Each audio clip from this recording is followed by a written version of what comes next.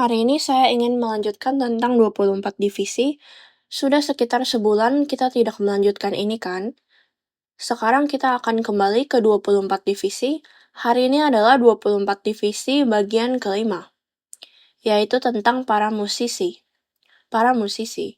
Firman hidup hari ini diambil dari 1 Tawarik pasal 25 ayat 1-3, tetapi saya akan membacakan ayat 1-2 saja. 1 Tawarik pasal 25 ayat 1-2, selanjutnya untuk ibadah Daud dan para panglima menunjuk anak-anak Asaf, anak-anak Heman, dan anak-anak Yedutun. Mereka bernubuat diiringi kecapi, gambus, dan ceracap. Daftar orang-orang yang bekerja dalam ibadah ini ialah yang berikut. Dari anak-anak Asaf adalah Zakur, Yusuf, Netanya, dan Asarela. Anak-anak Asaf di bawah pimpinan Asaf yang bernubuat dengan petunjuk raja.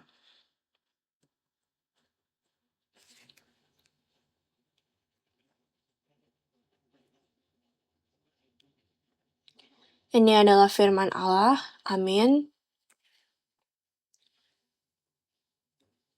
Jadi kita kembali ke topik tentang 24 divisi ini. Tetapi apa alasan terbesar kita harus belajar tentang 24 divisi ini? Apa alasan terbesarnya?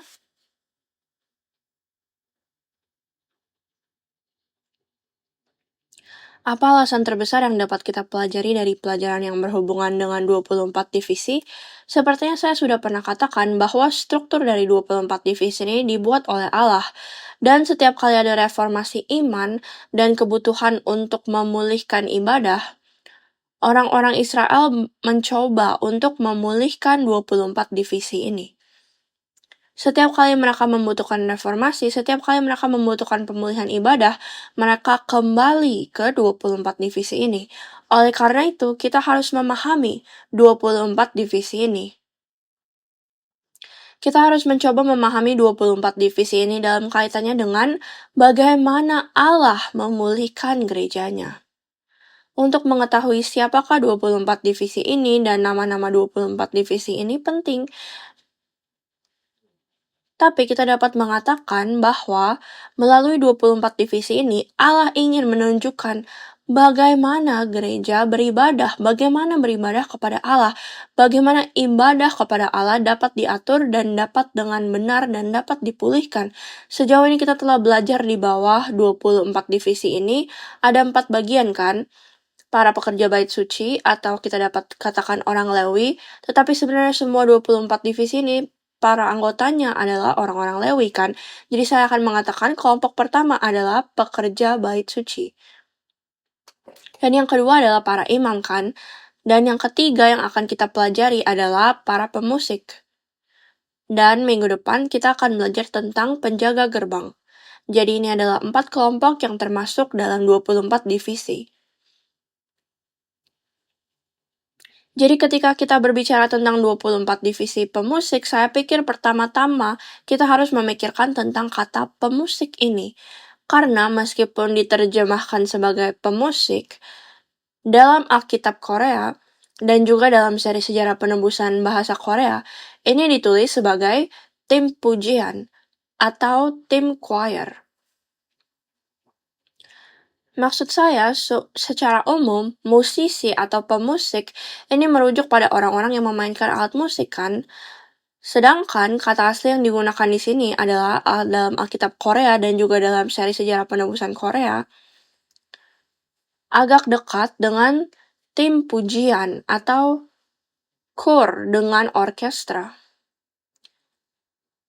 Jadi jika Anda melihat Mazmur pasal 68 ayat 25, Mazmur pasal 68 ayat 25 dikatakan, di depan berjalan penyanyi-penyanyi, di belakang pemetik-pemetik kecapi, di tengah-tengah dayang-dayang yang memalu rebana. Jadi sebenarnya Alkitab memisahkan 3 orang ini, penyanyi, musisi, dan mereka yang memukul rebana. Kata Ibrani untuk penyanyi adalah shuru. Seperti yang Anda bisa dilihat di layar, mereka adalah orang-orang yang bernyanyi. Jadi kita bisa bilang penyanyi. Dan kata Ibrani untuk musisi adalah nagan. Nagan. Mereka adalah yang memainkan alat musik dawai atau alat musik senar. Dan memukul rebana, kata Ibrani untuk mereka adalah tapap. Tapap. Kata ini berarti mereka yang memainkan alat musik perkusi. Alat musik perkusi. Jadi dalam Alkitab sebenarnya ada kata-kata yang berbeda untuk penyanyi, dan mereka yang memainkan alat musik dawai atau senar, dan mereka yang memainkan alat musik perkusi. Oleh karena itu, musisi atau pemusik bagi saya bukanlah kata yang tepat. Meskipun seri sejarah penebusan bahasa Inggris menggunakan kata ini secara umum untuk mengakomodasi semua penyanyi ini dan semua yang memainkan alat musik dawai dan alat musik perkusi semuanya. Namun bagi saya, musisi adalah kata yang terlalu sekuler. Jadi, jika berbicara tentang musisi dari 24 divisi, saya lebih menyarankan Anda untuk memahaminya sebagai tim pujian atau kor dengan orkestra. Kor, choir dengan orkestra. Oke? Jika Anda melihat ayat pembacaan pada hari ini, 1 Tawarik pasal 25 ayat 1 dikatakan, selanjutnya untuk ibadah, Daud dan para panglima menunjuk anak-anak Asaf, anak-anak Heman, dan anak-anak Yedutun. Mereka bernubuat dengan diiringi kecapi, gambus, dan ceracap. Jadi Anda dapat melihat bahwa mereka tidak hanya bernyanyi. Maksud saya mereka tidak hanya bermain, mereka tidak hanya memainkan alat musik ini, tetapi mereka bernubuat. Untuk bernubuat, Anda perlu menggunakan suara Anda, kan? Anda perlu menggunakan suara Anda. Jadi kita dapat melihat bahwa 24 divisi pemusik ini, mereka bukan hanya pemain alat musik, ya kan? Tetapi mereka menggunakan alat musik ini, mereka menggunakan juga suara mereka. Itulah sebabnya saya lebih suka mengatakan mereka adalah tim kor atau tim pujian dengan alat musik. Jadi yang kedua, kita harus mengerti tentang bernubuat. Bernubuat. Karena Alkitab berkata, ayat pembacaan hari ini berkata, ini adalah tim yang dibuat sebagai salah satu dari 24 divisi, dan tugas utama mereka adalah untuk bernubuat. Bernubuat dengan kecapi, gambus, dan ceracap. Jadi apa artinya untuk bernubuat? Apa artinya bernubuat? Ini untuk memberitahu apa yang akan terjadi di masa depan, kan? Jadi apakah itu berarti bahwa tim pujian harus memberitahu jemaat apakah besok akan hujan atau tidak? Atau apa? Anda tahu? Apakah nomor yang akan memenangkan lotre? Apa artinya bahwa tim pujian atau tim kor ini bernubuat? Karena itulah alasannya, itulah tugas yang harus dilakukan oleh tim pujian dan tim kor ini, kan? Di dalam Alkitab ada banyak nubuat. Misalnya, orang-orang kudus akan menang atas kuasa maut dan setan, kan? Atau kerajaan Allah akan terwujud. Ini adalah nubuat-nubuat Alkitab yang belum terwujud. Jadi, mengulang-ulang nubuatan semacam ini dapat dipahami sebagai memberitakan nubuat. Memberitakan nubuat. Jadi tugas tim pujian ini bukanlah memberitahu apakah besok akan hujan atau tidak, tetapi untuk mengulang-ulang Alkitab, mengulang-ulang nubuat yang tercatat di dalam Alkitab yang belum terpenuhi. Jadi ini adalah tugas utama dari tim pujian dan kor di zaman Daud. Mereka harus mengulang dan mereka harus memberitakan kembali semua nubuat yang akan menjadi kenyataan.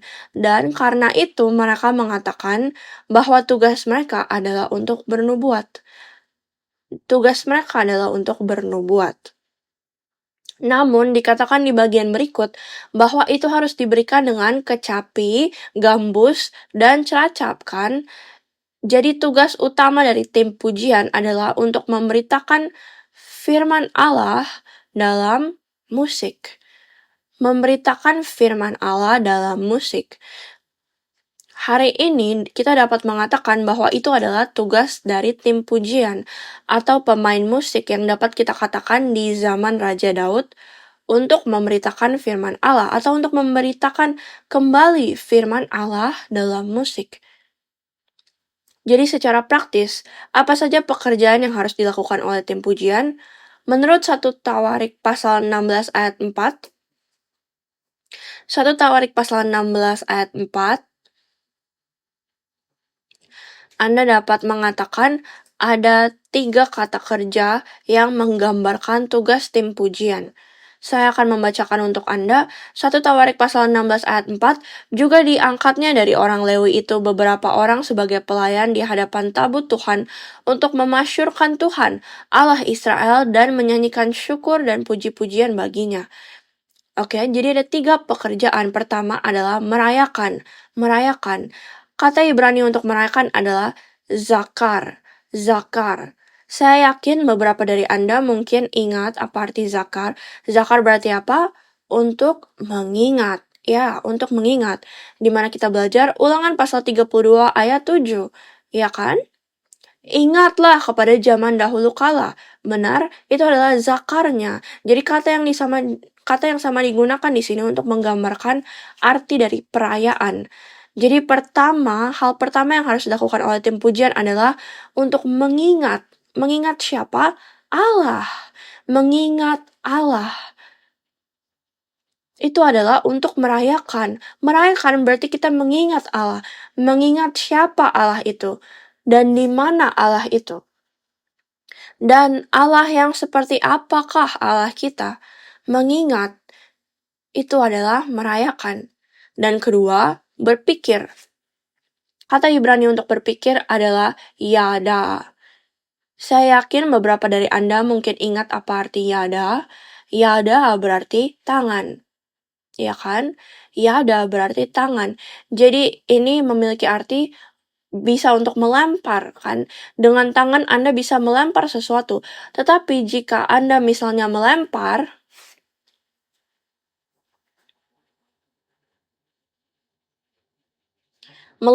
berarti memberikan.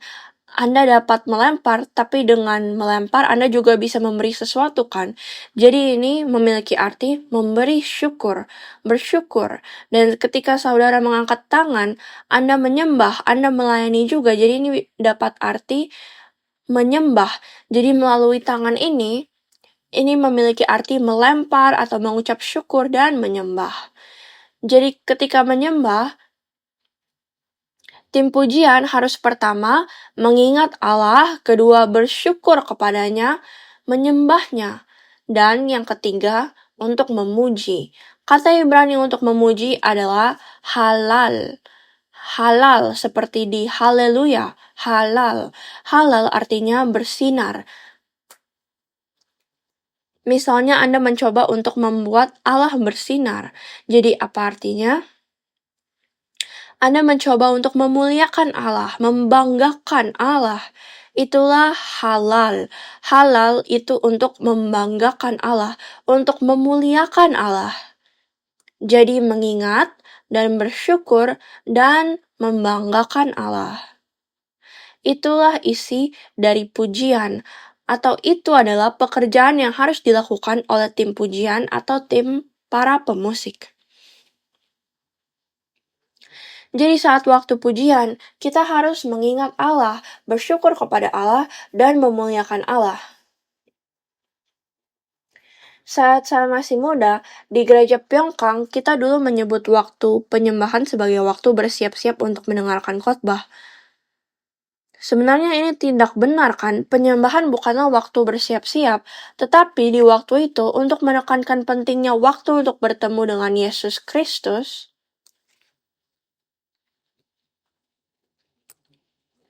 pentingnya, seperti yang telah dijelaskan Jeff, pentingnya masuk ke ruang Maha Kudus. Jadi waktu penyembahan digambarkan sebagai waktu persiapan. Akan tetapi kemudian di Pyeongchang Cheil kita diperintahkan untuk menyebutnya sebagai waktu untuk memuji dan menyembah atau praise and worship. pujian dan penyembahan. Penyembahan bukanlah waktu persiapan, penyembahan adalah bagian dari ibadah.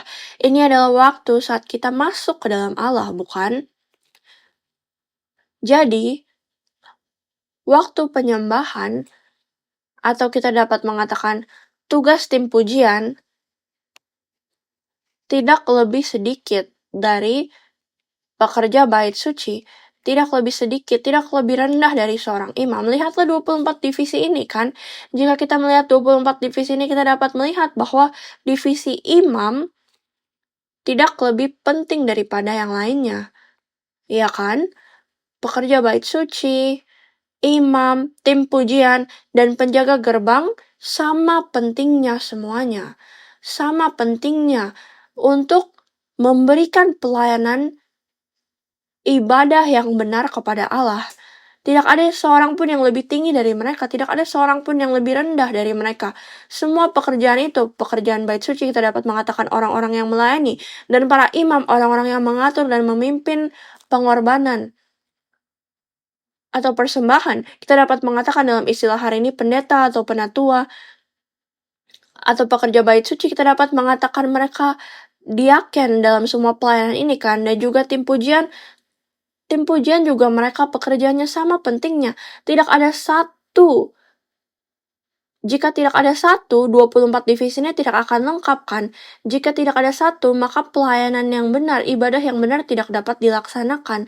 Tentu saja kita masuk ke pusat ibadah atau pusat kebaktian, akan tiba saatnya kita bertemu Yesus Kristus, dan Yesus Kristus dijelaskan dalam Yohanes pasal 1 sebagai firman Allah. Jadi mendengarkan firman Allah atau bertemu dengan firman Allah adalah waktu yang paling penting. Akan tetapi itu tidak berarti bahwa pendeta lebih penting daripada tim pujian. Firman Allah yang dikhotbahkan oleh pendeta atau pengkhotbah itu pasti penting. Tetapi bukan pendeta itu sendiri atau orang itu sendiri. Jadi keempat departemen ini, yaitu pekerja bait suci dan imam dan tim pujian dan penjaga gerbang yang akan kita pelajari minggu depan kan, mereka sama pentingnya.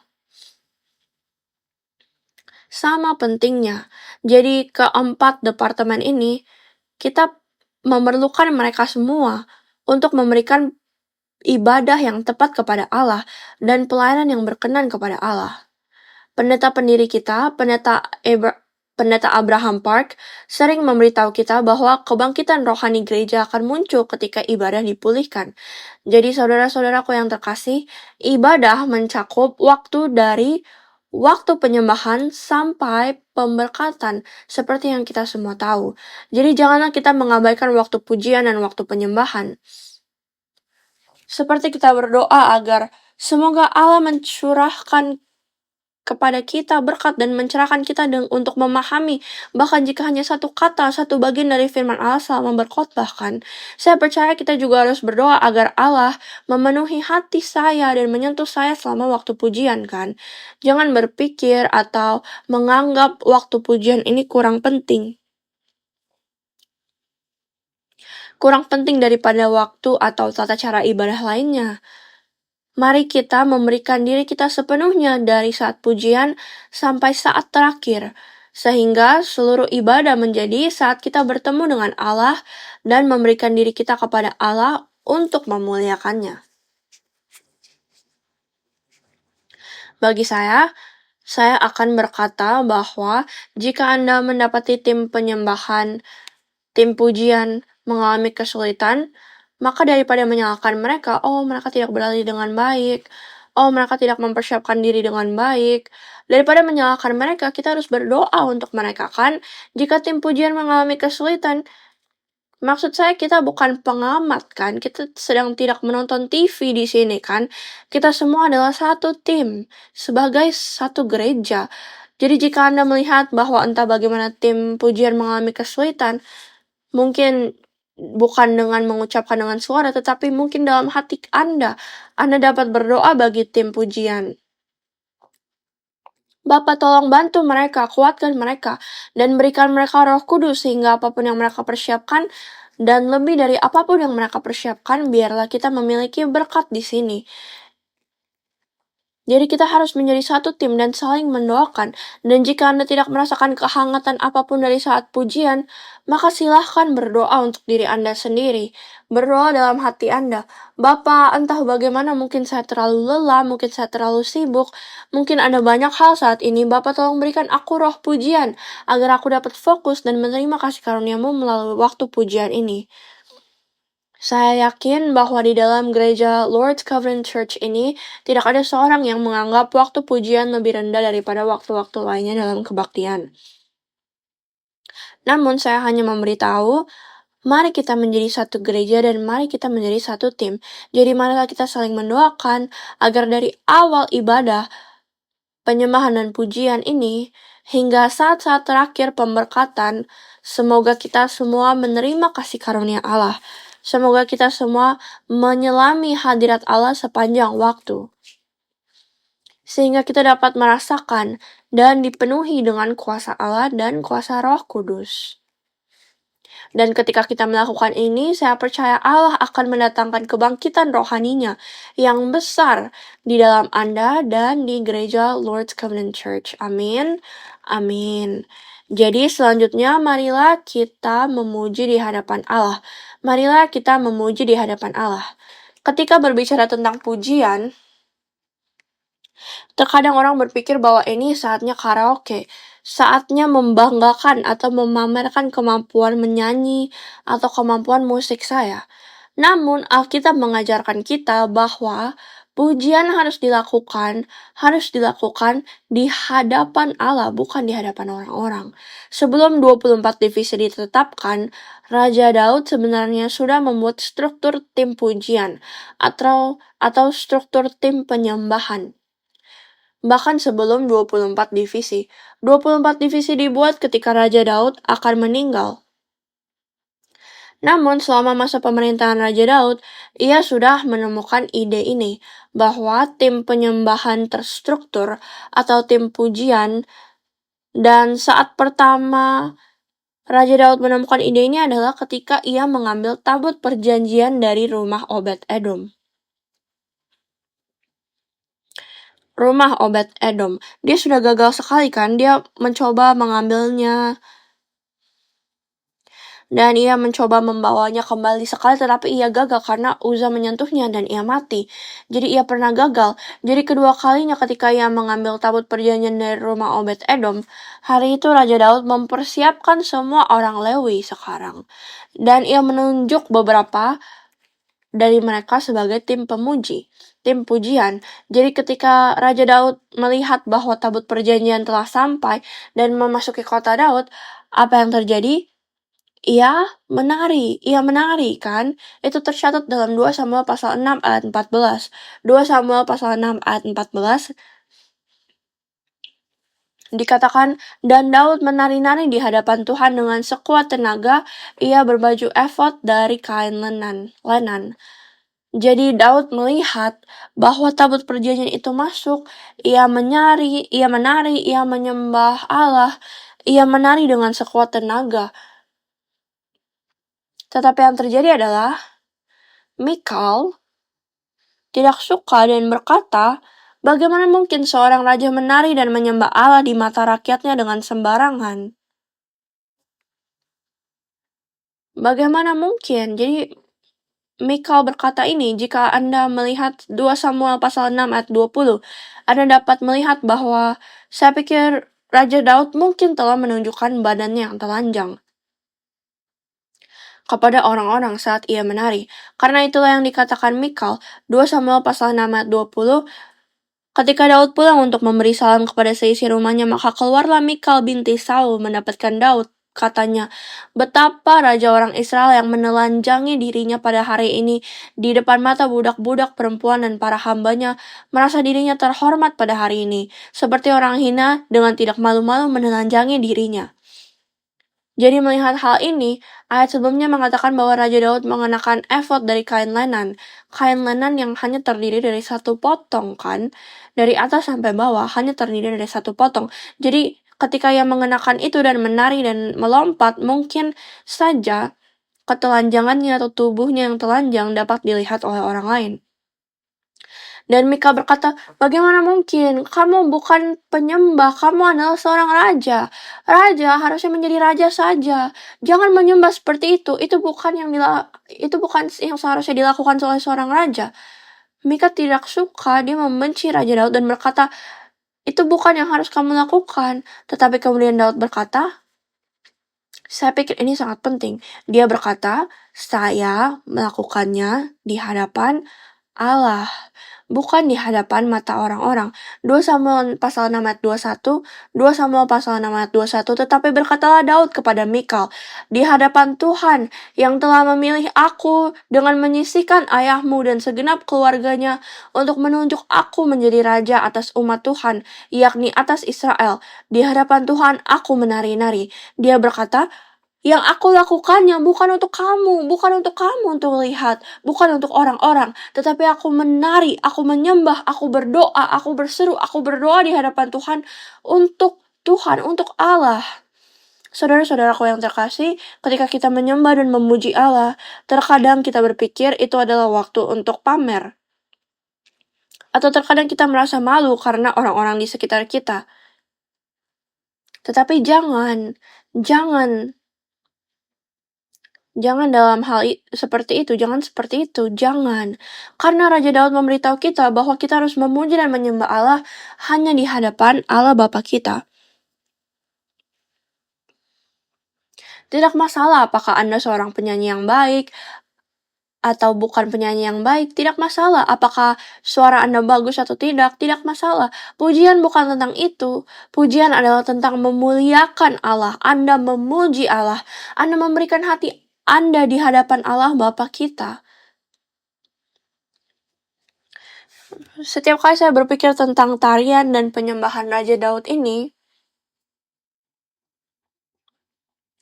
saya juga berpikir tentang pendeta pendiri kan. Pendeta Abraham Park. Karena saya pikir dia tidak melakukannya sepanjang waktu, tetapi ketika sampai pada himne yang mengatakan glory, glory, haleluya, saya pikir Anda ingat bahwa pendeta pendiri, dia terkadang tidak bernyanyi dengan nada yang tepat. Saya tidak tahu kenapa, tetapi mungkin ia memakai alat bantu dengar atau semacamnya. Jadi maksud saya, kadang-kadang, ya sebagian besar waktu dia tidak bernyanyi dengan nada yang tepat, dia tidak bernyanyi dengan ritme yang tepat juga. Tetapi sepertinya dia tidak peduli. Saya memuji Allah, kenapa saya harus peduli dengan Anda? Dia mengulur tangannya, menaikkan tangannya, dan seperti dia benar-benar menyambut kemuliaan Allah. Glory, glory, haleluya. Apakah Anda pernah melihat dia melakukan itu? Itu seperti dia benar-benar bersungguh-sungguh dengan apa yang dia katakan. Saya menyambut kemuliaan Allah, glory, glory, haleluya. Maksud saya pikir ini bisa menjadi salah satu contoh untuk bagaimana kita harus memuji Allah. Bukan di depan orang-orang, tetapi hanya di depan Allah, di hadapan Allah. Sebagai seorang pendeta yang gerejanya memiliki dari beberapa ribu, bahkan 10 ribuan jemaat, maksud saya apakah Anda ingin dianggap sebagai penyanyi yang fals atau penyanyi yang tidak sesuai irama? Tetapi pendeta pendiri tidak peduli. Saya memuji Allah kan? Saya pikir ini penting, kita memuji dan kita harus memuji Allah. Kita harus memuji Allah.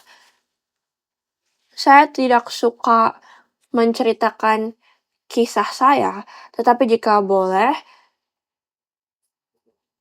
ketika saya berada di Inggris, saya memimpin ibadah juga di sana. Dan suatu hari saya berkata kepada jemaat selama waktu ibadah, mari kita memuji Allah. Yang berarti, maksud saya adalah, mari kita berhenti bernyanyi. Karena di Korea, ketika kita mengatakan, mari kita memuji Allah, itu berarti mari kita hentikan musiknya. Mari kita mulai ibadahnya. Jadi, saya tidak berpikir terlalu banyak. Saya hanya berkata, mari kita memuji Allah. Lalu yang terjadi adalah saya mendengar suara-suara aneh dari jemaat. Saya pikir, apa yang mereka lakukan? Saya berkata, mari kita mulai. Dan suara itu berasal dari jemaat. Dan kemudian saya menyadari apa yang saya sadari adalah bahwa mereka memuji Allah. dengan suara mereka sendiri, bahasa mereka sendiri, kata-kata mereka sendiri, seperti puji Tuhan, haleluya. Mereka tidak mengikuti, maksud saya musiknya belum mulai, meskipun ada musiknya, meskipun ada liriknya, mereka tidak mereka tidak mengikuti, mereka hanya berkata, "Puji Tuhan, aku bersyukur kepadamu Tuhan, dan aku mengasihimu Tuhan." Dan mereka saling berteriak dari semua tempat, dan awalnya saya sangat terkejut dan saya bingung. Tapi kemudian saat saya merenungkan tentang hal itu, saya menyadari bahwa, pujian itu bukan tentang bernyanyi kan? Maksud saya, kapan Allah berkata bahwa kita harus menyanyi dengan baik untuk memuliakannya, bernyanyi dengan baik untuk memujinya? Pujian adalah pengakuan saya. Pujian adalah tentang berbicara kepada Allah Bapa. Saya sangat bersyukur kepada Anda karena Engkau melindungiku, Engkau membawaku ke gereja ini, Engkau mencurahkan berkat-Mu kepadaku. Saya sangat bersyukur. Inilah pengakuanku. Saya percaya inilah pujian sejati yang Allah ingin terima.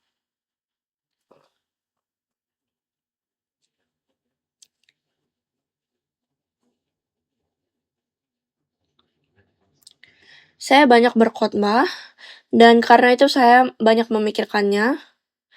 Bagaimana membawa orang-orang kembali ke gereja Lord's Covenant Church?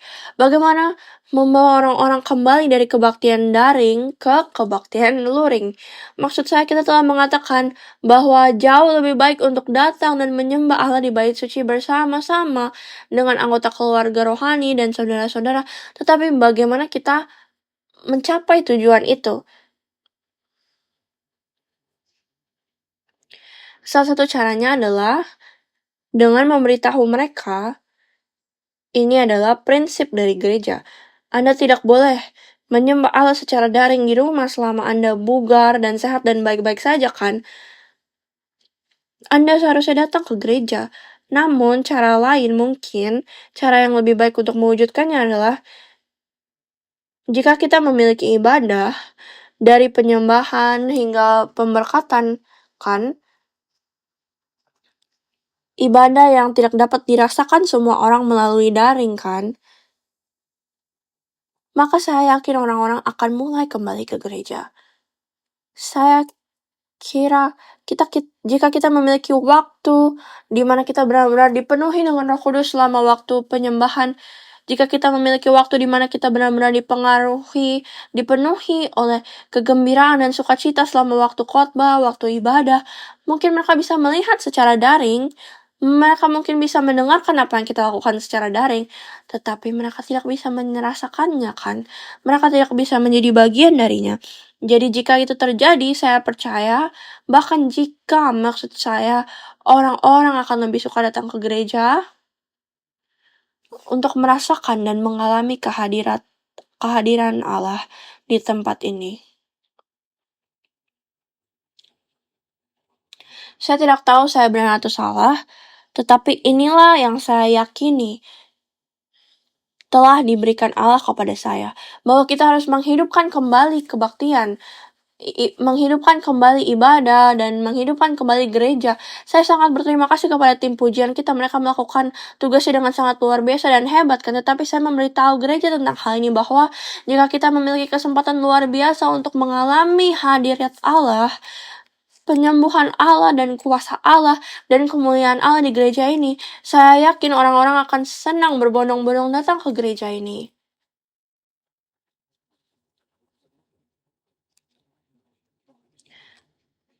Mereka akan senang berbondong-bondong ke gereja, dan mereka akan senang mengalami kemuliaan Allah dan hadirat Allah.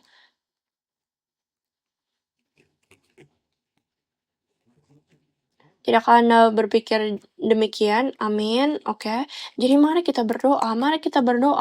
Bapa, kami sangat bersyukur bahwa Engkau memberi kami begitu banyak orang berbakat. Tetapi Bapa, ini bukan saatnya kami memamerkan bakat kami.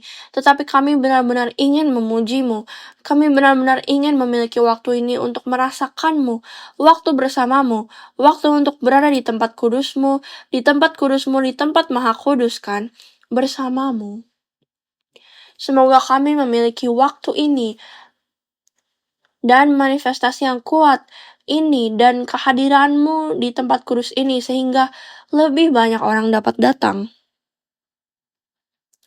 Dan kita tidak akan pernah berpikir tentang kembali ke ibadah online kan? Atau tidak pernah berpikir untuk tidak mau datang ke gereja. Jadi saya harap kita semua dapat berdoa bersama seperti itu. Oke. Akhirnya, seperti yang kita semua tahu, kesimpulan untuk hari ini adalah memuji Allah akan membawa kemenangan Allah. Memuji Allah akan membawa kemenangan Allah. Seperti yang kalian semua tahu, 2 Tawarik pasal 20 ayat 12, 2 Tawarik pasal 20 ayat 12. Tuhan ya Allah kami, tidakkah Engkau akan menghukum mereka? Karena kami tidak mempunyai kekuatan untuk menghadapi laskar yang besar ini, yang datang menyerang kami. Kami tidak tahu apa yang harus kami lakukan, tetapi mata kami tertuju kepadamu. Seperti yang kalian lihat, ini adalah Raja Yosua dan orang Amon, pasukan Amon. Mereka sedang bertempur kan? Dan inilah yang diakui oleh umat Allah. Kami tidak tahu apa yang harus kita lakukan. Musuh-musuh terlalu besar. Kami tidak tahu apa yang harus dilakukan. Apa yang dapat saya lakukan? Tuhan, apakah Engkau tidak akan menolong kami? Dan pada hari itu, pada situasi itu, dalam situasi itu apa yang Allah katakan? Ayat 21-22. Ayat 21-22, saya akan bacakan. Setelah ia berunding dengan rakyat, ia mengangkat orang-orang yang akan menyanyi nyanyian untuk Tuhan dan memuji Tuhan dalam pakaian kudus dan semarak pada waktu mereka keluar di muka orang-orang bersenjata sambil berkata, nyanyikanlah nyanyian syukur bagi Tuhan bahwasanya untuk selama-lamanya kasih setianya. Ketika mereka mulai bersorak-sorai dan menyanyikan nyanyian pujian, dibuat Tuhanlah penghadangan terhadap Bani Amon dan Moab dan orang-orang dari pegunungan Seir yang hendak menyerang Yehuda sehingga mereka terpukul kalah. Lihat, dalam situasi di mana kita tidak tahu harus melakukan apa, sungguh tidak ada jalan keluar. Kita tidak dapat melihat harapan apapun. Pujilah Allah. Memuji Allah membuka jalan dan memberi kita jalan kan? Saudara-saudara yang terkasih, apakah Anda berada dalam situasi di mana Anda tidak melihat jalan keluar? Apakah Anda berada dalam situasi di mana Anda sesak nafas? Anda tidak dapat bernafas dengan benar dan Anda tidak dapat menemukan harapan. Maka ingatlah, ketika kita memuji Allah, Allah membuka jalan, Allah memenangkan pertempuran dan Allah memberikan kita kemenangannya. Jadi mari kita gunakan pujian ini, mari kita jatuh ke dalam waktu pujian dan penyembahan. Mari kita hargai, mari kita manfaatkan ini, mari kita dapatkan berkat. Dari waktu pujian ini, saya berdoa agar melalui ini, semoga semua jemaat gereja Lord's Covenant Church dan semua yang bergabung secara daring, saya berdoa agar Anda semua menerima berkat besar ini. Dan kemenangan besar ini dalam hidup Anda, di gereja ini, di masyarakat ini, dan di negara ini. Semoga ada kemenangan besar Allah. Amin. Amin.